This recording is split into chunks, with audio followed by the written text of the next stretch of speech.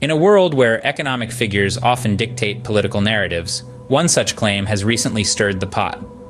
British Chancellor of the Exchequer, Rishi Sunak, has been basking in the spotlight, boasting about halving inflation.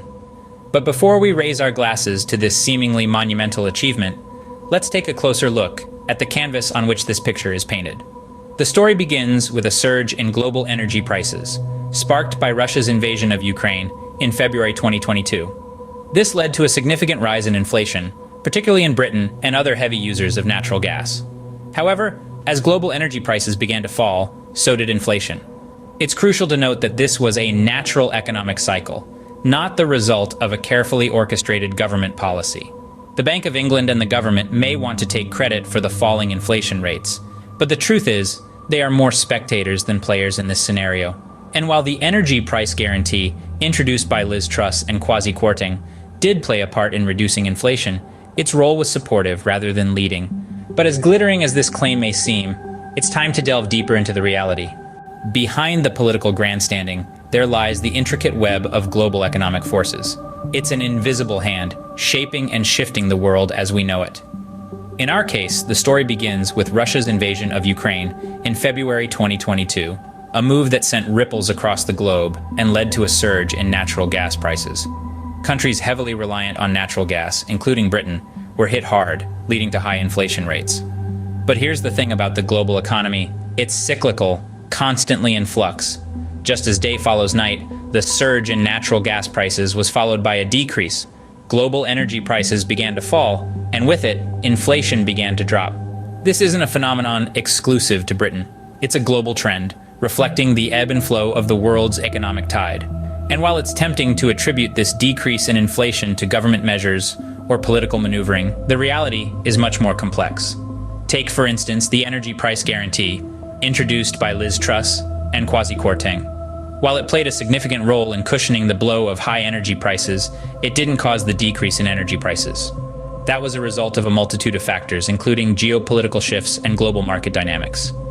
It's essential to remember that economic events on a global scale are rarely, if ever, the result of the actions of a single individual or government.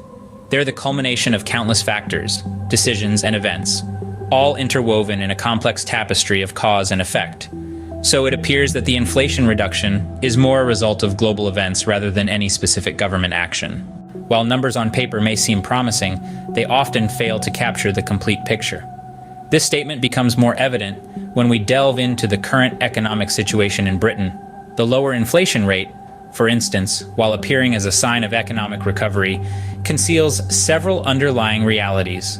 Let's start with real wages, which continue to remain low. Despite the decrease in inflation, many workers are yet to see a significant rise in their paychecks. This means that in real terms, people aren't necessarily better off, despite the falling inflation. This discrepancy between what the numbers say and what people actually experience is a stark reminder of the complexities of the economy. Then there's the issue of food prices. While inflation may be on a downward trajectory, the cost of food remains stubbornly high.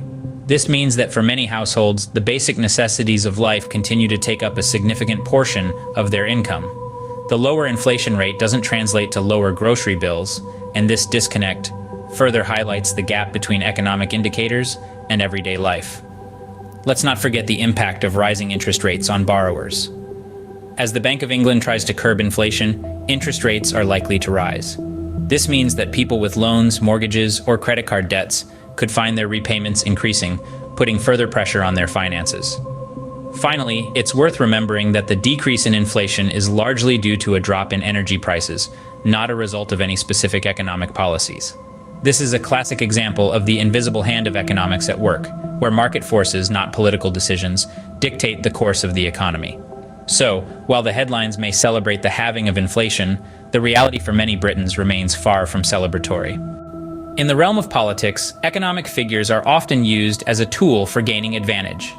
Rishi Sunak, for instance, appears to be dancing to this familiar tune.